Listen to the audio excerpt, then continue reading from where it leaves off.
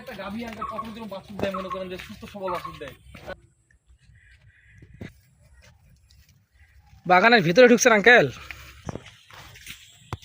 আচ্ছা ভাই, এই বিশাল উঁচু বাঁশ দিয়ে তৈরি, জি, এখানে কি হয়? এখানে মূলত পাহারা দেওয়ার জন্য এটা তৈরি করছে। মনে করেন যে রাত্রে বেলায় ডিউটি দেয়, মানে নিচে থাকলে তো মনে করেন দেখা যাবে না, আচ্ছা, উপর থাকলে বোঝা যাবে কে মানে আসতেছে যাইতেছে, বোঝা যাবে, ওই কারণে এটা তৈরি করছে। ও ওখানে উপরে বসে ওখান থেকে ওরা এই এলাকায় পাহারা দেয়। জি, এখানে চোর বেশি আছে বলে। চোর বলা হয়।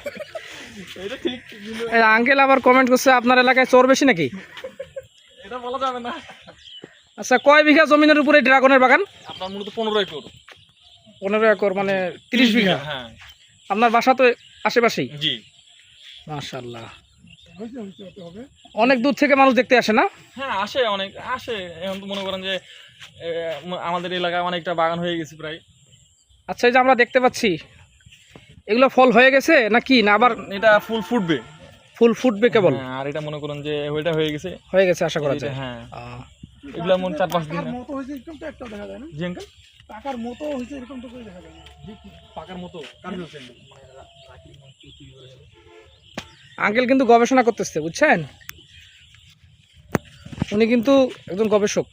হ্যাঁ, কেউ গবেষণা নকল করে। এই যে আমরা দেখতে পাচ্ছি, এটা কি নষ্ট হয়ে গেছে নাকি? না, এ নষ্ট হয় নাই, মনে করেন যে এটা এখনো 80% বলা চলে হওয়ার সম্ভাবনা আছে। ও আচ্ছা আচ্ছা, মাশাআল্লাহ মাশাআল্লাহ তাবারাকা তাআলা, অনেক সুন্দর। এক একটি গাছে মোটামুটি কয় কেজি করে ফল আসতে পারে?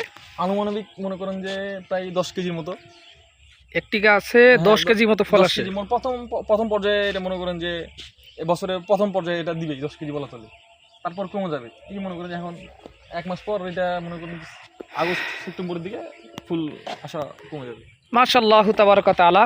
প্রিয় দর্শক, দেখতে পাচ্ছেন চতুর সাইডে শুধু ড্রাগনের গাছ।